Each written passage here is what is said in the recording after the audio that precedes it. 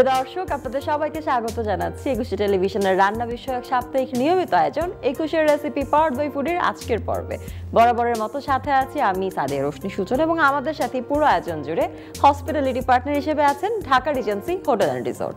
দর্শক, আজকের এই রান্নায় যিনি রান্না করবেন তিনি হলেন আমাদের chef Mohammad Ali, executive chef, Dhaka regency hotel and resort. স্বাগতম। আপনাকে স্বাগতম। আসসালামু আলাইকুম আপা। ওয়ালাইকুম আসসালাম। কেমন আছেন? আলহামদুলিল্লাহ ভালো। আপনি ভালো আছেন তো? আমি বেশ ভালো, মাশাআল্লাহ। দর্শক, প্রতিদিন রান্না বান্না করতেই হয়, আবার অনেকে মনে করে থাকে প্রতিদিনের সব কাজের পাশাপাশি এই রান্নার কাজটা বেশ ঝামেলার কাজ, রান্নার ঝক্কি ঝামেলা থাকে, কিন্তু তারপরেও আমরা রান্না করতে ভীষণ ভালোবাসি। কেননা রান্না করার পর খাবারটা যখন আমরা আমাদের প্রিয়জনদের সামনে পরিবেশন করি, তাদের মুখে হাসি দেখি, সেই হাসিটা আমাদের সব কিছুকে ভুলিয়ে দেয়। আর তাই তো নতুন নতুন রেসিপির প্রতি আমাদের এতখানি আগ্রহ। আজও আমরা একটি নতুন রেসিপি দেখবো। আমরা বরাবরই চেষ্টা করি একুশের রেসিপিতে বিশেষ রেসিপিগুলো দেখানোর জন্য, যে রেসিপির উপকরণ হাতের নাগালেই থাকে এবং খাবারটিও পুষ্টিসম্মত হয়। চলুন দর্শক, জেনে নিই আজ আপনাদের জন্য শেফ কি রেসিপি রেখেছেন। শেফ কি রান্না করবো আজ? আজকে আমরা প্রনের 3টা স্টার্টার আইটেম করব। 1 নম্বর হলো গিয়ে প্রন স্নোবল, 2 নম্বর হলো গিয়ে প্রন টোস্ট, আর 3 নম্বর সিসাম প্রন। বাহ, আমরা তাহলে রান্নার দিকে চলে যাই। কি কি উপকরণ লাগছে?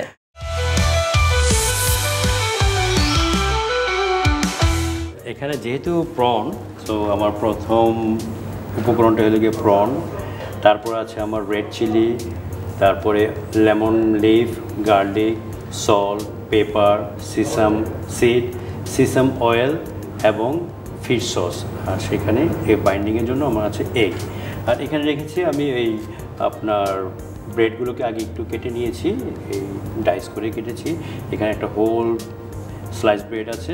আমি একটু সুবিধার জন্য কাজটা আগিয়ে নেওয়ার জন্য এই ইনগ্রেডিয়েন্ট যা ছিল তাই দিয়ে প্রনটাকে আমি প্রথমে এই কিমা করে নিয়েছি খুব ভালোভাবে। এটা শুধু প্রন কিমা? হ্যাঁ, প্রনের সাথে আমার যে ইনগ্রেডিয়েন্টসগুলো আছে, এখানে আছে আপনার রেড চিলি, লেমন লিফ, তারপর গার্লিক, সল্ট, পেপার, সব কিছু দিয়ে এখানে আমি এটাকে মিশ্রণটা তৈরি করে নিয়েছি যেন আমার একটু তাড়াতাড়ি হয়। তো এখন আমি যেটা করব, ক্রস কন্টামিনেশনের এই ব্যাপারটা আমরা সবসময় বলে থাকি আমাদের অডিয়েন্সদের, যে আসলে খাবার দাবার রান্নার ক্ষেত্রে সবার আগে স্বাস্থ্য সুরক্ষা নিশ্চিত করতে হবে। এখানে 15 থেকে 20 গ্রামের মতো করে একটা বল আমি নিয়ে নেব, বলের মতো বানাবো। তারপর এর সাথে এই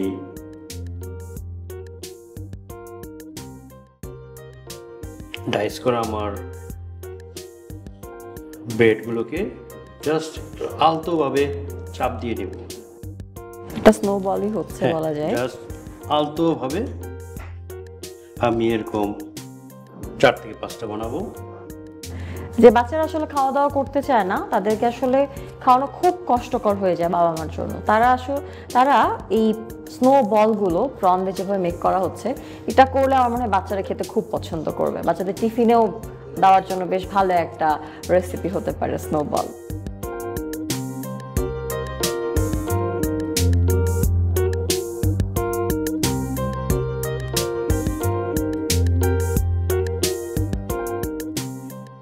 শেফ, রেসিপিটা কোথায় প্রথম শিখেছিলেন? এটা আমি যখন প্যান প্যাসিফিক সোনারগাঁয়ে এসে কাজ করি তখন এখানে শিখেছিলাম। বাংলাদেশে? জি। একটা পার্ট শেষ হলো আমার। নেক্সট করবো আমি প্রন টোস্ট। প্রন টোস্ট এই ইনগ্রেডিয়েন্টসটা দিয়েই আমি প্রনের উপরে সুন্দরভাবে মাখিয়ে নেব। জ্যামের মতো? জি, অনেকটা। এটা যখন আমরা টোস্টে মাখিয়ে নিচ্ছি, সেক্ষেত্রে এটা খুব ভালোভাবে আসলে স্ম্যাশ হইতে হবে। জি জি, নয়তো পাউরুটিতে লাগাতে গেলে আসলে ঠিকঠাকভাবে লাগবে না। এটা যত স্মুথ হবে তত স্মুথলি আসলে পাউরুটির সাথে লেগে থাকবে। খুব ইজি কিন্তু। হ্যাঁ হ্যাঁ, শুধু জাস্ট আপনাকে প্রপার টুল ইউজ করতে হবে। এইটা এরকম একটা কিছু বা অথবা চামচ অথবা ছুরির পেছন দিকটাও আপনি এই ক্ষেত্রে ইউজ করতে পারি আমরা এইভাবে। হ্যাঁ, একুশের রেসিপি দেখতে দেখতে আসলে কম বেশি শেফ আমিও মনে হয়ে যাচ্ছি। আর এখানে যেই কাজটা করব প্রন সিসামি প্রনের জন্য, সেখানে আমি শুধু এখানে সিসামি অয়েলটা ইউজ করব। আমি একটু আমার গ্লাভসটা চেঞ্জ করে নেব। এখানে আমার আছে ফিশ সস, খুব সামান্য পরিমাণে দিচ্ছি, আর এখানে সিসামি অয়েল।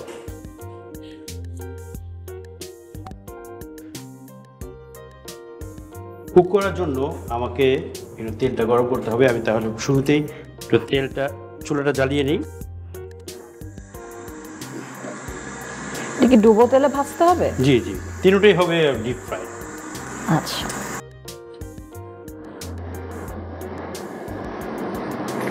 সয়াবিন তেল দিয়ে নিলাম না? জি জি।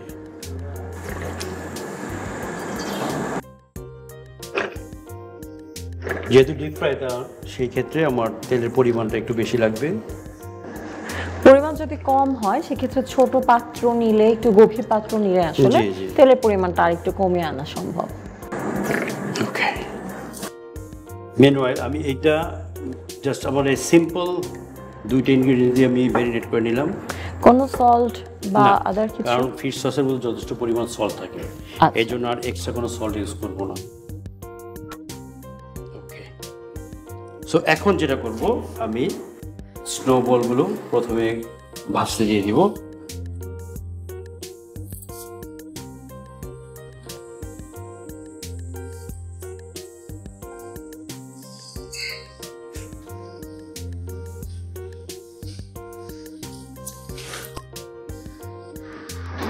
সেটা আমার 1 থেকে 2 মিনিট সময় লাগবে এটা ভাজতে।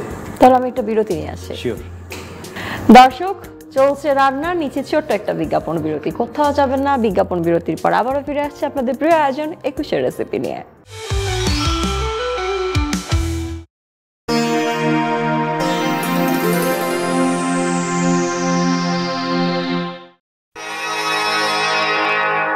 দর্শক, বিরতির পর আবারও ফিরে এলাম আপনাদের প্রিয় আয়োজন একুশের রেসিপি নিয়ে। আমি সূচনা, এবং আমাদের সাথে পুরো আয়োজন জুড়ে আমাদের পাওয়ার বাই স্পন্সর হিসেবে আছে ফুডি, এবং হসপিটালিটি পার্টনার হিসেবে আছে Dhaka regency hotel and resort. Snowball রান্না হচ্ছিল, চলুন দেখি প্রন স্নোবলের কি অবস্থা। শেফ, কি অবস্থা? ওয়েল আপু, আমার ডান। হ্যাঁ, আমি এখন উঠিয়ে রাখবো। খুব ঝটপট হয়ে গেল।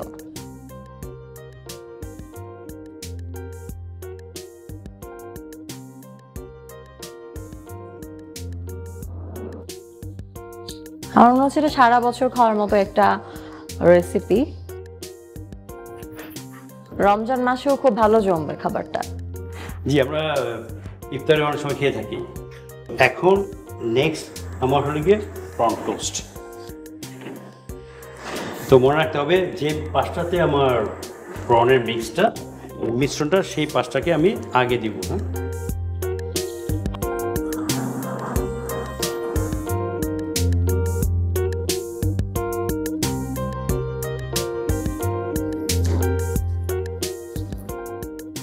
এই রান্নাটা কবে করেছিলেন প্রথম?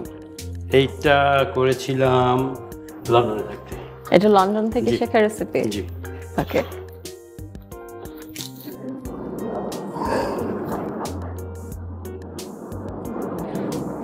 প্রন কিন্তু হতে খুব বেশি সময় লাগে না। মনে রাখতে হবে যে প্রন কিন্তু একটু বেশি কুক হলে ওভার কুক হয়ে যায়, তখন রাবারি হয়ে যায়। এক্স্যাক্টলি, শক্ত হয়ে যায়। প্রনের যে রিয়েল টেস্টটা, সেটা ম্যাক্সিমাম ক্ষেত্রে 3-4 মিনিট রান্না করলেই চলে আসে। মানে ডিশ টু ডিশ ভ্যারি করে, ম্যাক্সিমাম ক্ষেত্রে 4 থেকে 5 মিনিটের বেশি সময় আসলে প্রন সেদ্ধ হতে লাগে না। এই সেন্সটা খুব ইম্পর্টেন্ট যে কুকিং এর জন্য কতক্ষণ সময় কোন ফুডটা কতক্ষণ কুক করব, এইটা খুব ইম্পর্টেন্ট আমাদের এই কুকিং এর সেক্টরে। যেমন আমার প্রন টোস্ট কিন্তু আর 30 সেকেন্ডের মধ্যে হয়ে যাবে। রান্নাবান্না আমরা করি আসলে শুধুমাত্র ক্ষুধা নিবারণের জন্য না, আমাদের শরীরটাকে আসলে আমরা পুষ্টিও দিতে চাই প্রপার ওয়েতে। তো পুষ্টিটা এনশিওর করতে হলে ওভারকুক হয়ে গেলে খাবারের খাদ্য গুণাগুণ একেবারেই নষ্ট হয়ে যায়। সেক্ষেত্রে পেট ভরে কিন্তু আমাদের শরীর কিন্তু পর্যাপ্ত পুষ্টি পায় না। এক্ষেত্রে আমার টোস্টটা হয়ে গেছে। ওয়াও, তেলটা একটু ছড়িয়ে নিলাম আমরা।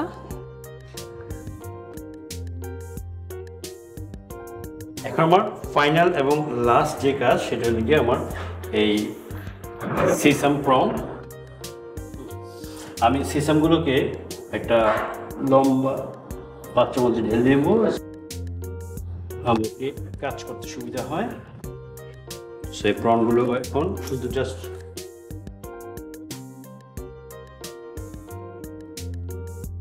ওয়াও, কোটেশনটা বেশ চমৎকার লাগছে।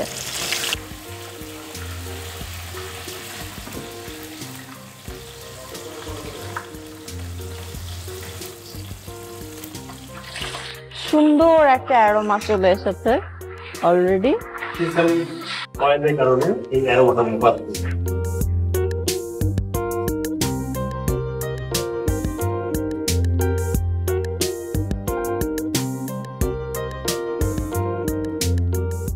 এটা রান্না করতে কতক্ষণ লাগবে? আর 1 মিনিটের মতো।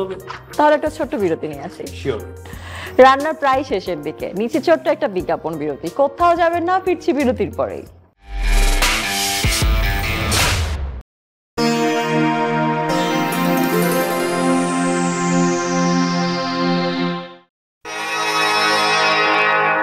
দর্শক, ঝটপট বিরতির পরে আবারও ফিরে এলাম আপনাদের প্রিয় আয়োজন একুশের রেসিপি পাওয়ার্ড বাই পুরীর আজকের পর্ব নিয়ে। রান্না চলছে এবং পুরো আয়োজন জুড়ে আমাদের সাথে আছে আমাদের hospitality partner Dhaka regency hotel and resort. সাথে আছে আমি সাদিয়া রোশনি সূচনা এবং শেফ মোহাম্মদ আলী কিন্তু রান্না করছে। চলুন দেখি রান্নার কি অবস্থা। আপু, আমার প্রন হয়ে গেছে, কারণ শুরুতে বলেছিলাম যে প্রন কুক করতে খুব বেশি সময় লাগে না। সো আমার প্রনগুলো রেডি।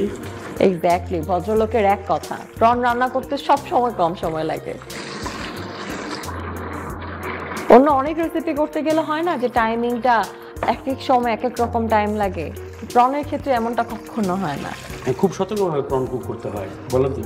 অ্যাভারেজে 3 থেকে 3.5 মিনিট, বা প্রনের সাইজ যদি বেশি বড় হয় তাহলে 4 থেকে 5 মিনিট, তাহলে প্রন কুক হয়ে যায়। ওভার কুক হলে প্রন হয়ে যায় রাবারি, আর তখন এটা খেতে আর ভালো লাগে না। এক্স্যাক্টলি শেফ, আপনি যেটি বলছিলেন সেটির সাথে আমিও একমত, আমার বিশ্বাস দর্শকরাও একমত হবেন। তো রান্না প্রায় শেষের দিকে, মানে রান্না শেষ হয়েও গেছে, এরপর একটা গুরুত্বপূর্ণ কাজ আছে। দর্শক, রান্না বান্না করলেই শুধু হয় না, সে খাবারটাকে ঠিকঠাক পরিবেশন না করলে স্বাদটাও যেন যাবে না। আর তাই তো রান্না করার পরে খাবারটাকে সুন্দর করে পরিবেশন করাটা ভীষণ জরুরি। চলুন দর্শক, দেখিনি আমাদের আজকের রেসিপি শেফ কিভাবে পরিবেশন করেন। শেফ, কিভাবে সার্ভ করছি আমরা?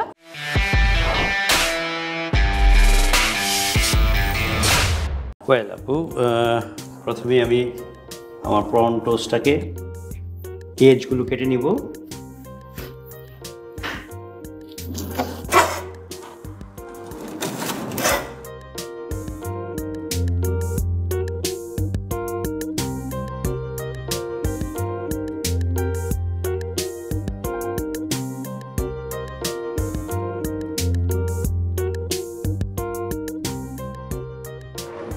I can help you.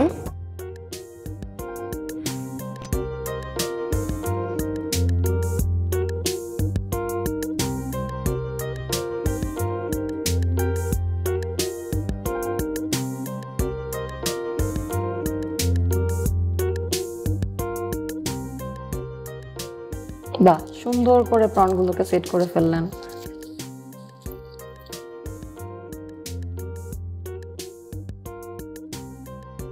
এবার দিয়ে দিব বলগুলোকে।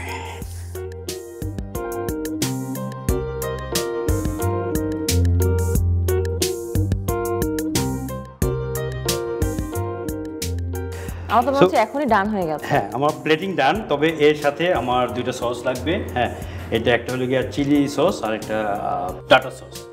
বিকজ যে কোনো ডিপ ফ্রাইড আইটেম আপনারা যখন খাবো তখন ট্যানজি কিছু সাথে থাকবে, যেন আমার ভিতরে গ্যাস না হয়। এটা রিমুভ করার জন্য আমার এই সসগুলো আমরা ইউজ করব। সো হয়ে গেল আমার প্রন টোস্ট, প্রন সিসামি প্রন এবং স্নোবল প্রন।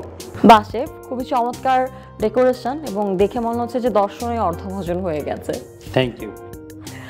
দর্শক, ঝটপট দেখে নিলাম আমাদের আজকের ডিশটা কিভাবে সার্ভ করবেন তা পুরো প্রসেসটা। আশা করি আপনাদের ভালো লেগেছে। রান্না বান্না করতে গেলে খাবার পরিবেশনের সময় আমরা ছোটোখাটো ভুল ত্রুটি করে ফেলি। রান্নাঘরে কাজ করতে গেলে তো যেন ভুলের অভাব নেই। এই সকল ছোট ছোট প্রতিবন্ধকতা কি করে দূর করবেন? একদিনে হয়তো সম্ভব নয়, কিন্তু তারপরেও আমাদের চেষ্টা থাকে একুশের রেসিপি প্রতি পর্বে আপনাদের জন্য বিশেষ কিছু টিপসের। আমরা আজকের রেসিপি দেখে নিলাম, চলুন দেখে নিই শেফ আপনাদের জন্য কি স্পেশাল টিপস রেখেছে। শেফ, তাহলে আজ আমাদের দর্শকদের জন্য কি টিপস আছে?